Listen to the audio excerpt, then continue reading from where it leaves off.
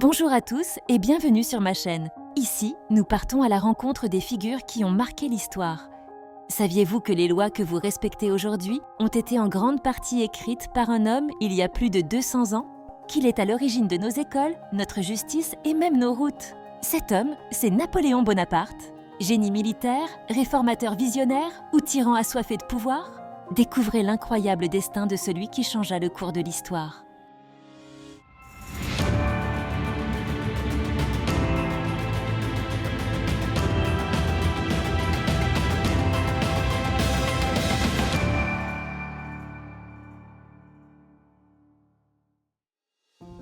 On parle d'un homme qui, du haut de son 1,68 m, a fait trembler l'Europe entière.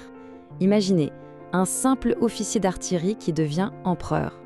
C'est lui qui nous a donné le Code civil, mais c'est aussi lui qui a mené une 60aine de batailles et qui a bâti un empire de l'Espagne jusqu'à la Pologne.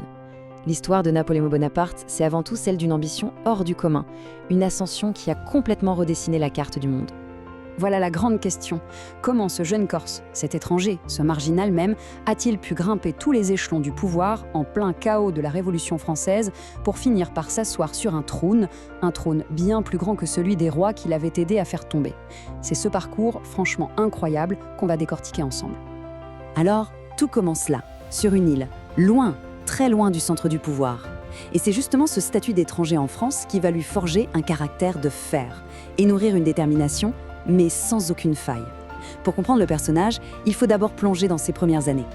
Ce parcours, il débute par un véritable déracinement. À 9 ans à peine, il quitte sa Corse natale pour la France. Là-bas, ses camarades se moquent de son accent. Il est seul. Alors, il se réfugie dans les livres. Il dévore les histoires des grands conquérants, César, Alexandre le Grand. Il excelle, surtout en maths, et il est tellement bon qu'il termine l'école militaire de Paris en 1 an au lieu de 2. Pour lui, c'est clair, l'armée, c'est sa seule porte de sortie vers la gloire. Et puis, tout à coup, le monde bascule. C'est la Révolution. Pour un jeune officier comme lui, super ambitieux mais sans argent ni grand nom, c'est une occasion en or. L'ancien système, celui qui était basé sur la naissance, s'effondre. Maintenant, c'est le talent qui compte. Et la Révolution, elle a désespérément besoin de chefs militaires compétents et loyaux. Bonaparte est là, prêt à saisir sa chance. 24 ans, c'est l'âge qu'il a en 1793, quand il se retrouve au siège de Toulon. 24 ans, un âge où la plupart des gens commencent à peine leur carrière. Lui, il est sur le point de faire décoller la sienne de façon spectaculaire. La situation est critique. Le port stratégique de Toulon est tombé aux mains des Anglais. Un vrai désastre pour la jeune République. Et c'est là que ce jeune capitaine d'artillerie propose un plan audacieux, mais brillant. Et ça marche. Toulon est reprise. Du jour au lendemain, Napoléon n'est plus un inconnu. Il est nommé général. C'est vraiment ça le point de départ de son ascension fulgurante. Et voilà, la machine est lancée. Maintenant qu'il a prouvé son génie militaire, Napoléon va se servir du chaos politique ambiant en France pour se hisser tout en haut, jusqu'au sommet du pouvoir. La campagne d'Italie, ce n'est pas juste une démonstration de tactique. Non. Bonaparte récupère une armée complètement démotivée et il en fait une machine de guerre. Et surtout, il comprend très vite le pouvoir de la communication.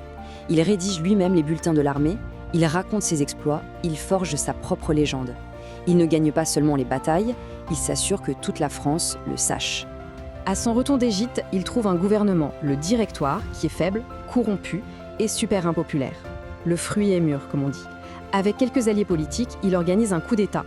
C'est un pari risqué, d'ailleurs ça a failli mal tourner, mais au final, ça passe. Il met fin à la Révolution, instaure le consulat et se nomme premier consul. En réalité, il est déjà le maître de la France. Et là, on découvre une autre facette de Napoléon. Ce n'est pas qu'un militaire, c'est aussi un administrateur hors pair. En l'espace de quelques années, il réorganise complètement la société française. Le Code civil, par exemple, c'est encore la base de notre droit aujourd'hui et il a influencé des lois dans le monde entier. Avec les préfets, les lycées, la Banque de France, il bâtit un État moderne, fort, centralisé et efficace. Mais le pouvoir en France, ça ne lui suffit plus. Son ambition, maintenant, elle est à l'échelle du continent.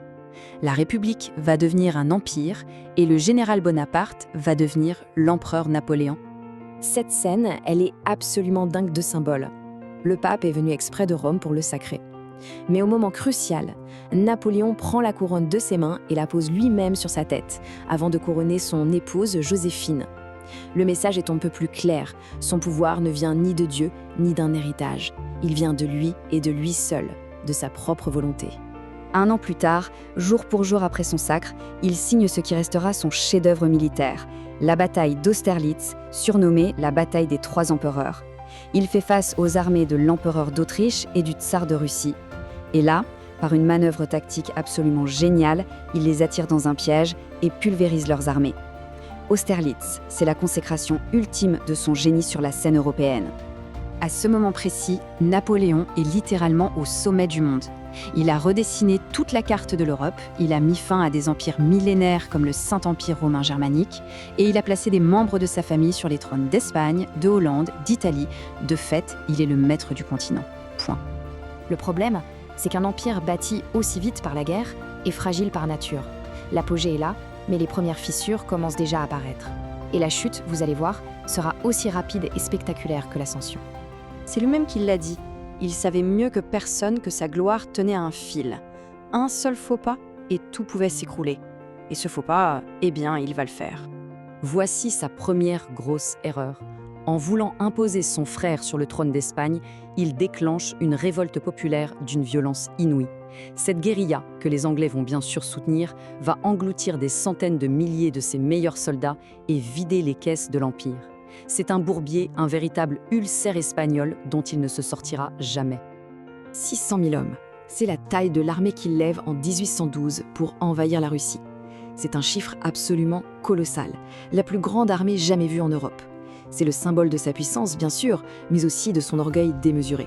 Son but, mettre le tsar Alexandre Ier à genoux, une bonne fois pour toutes.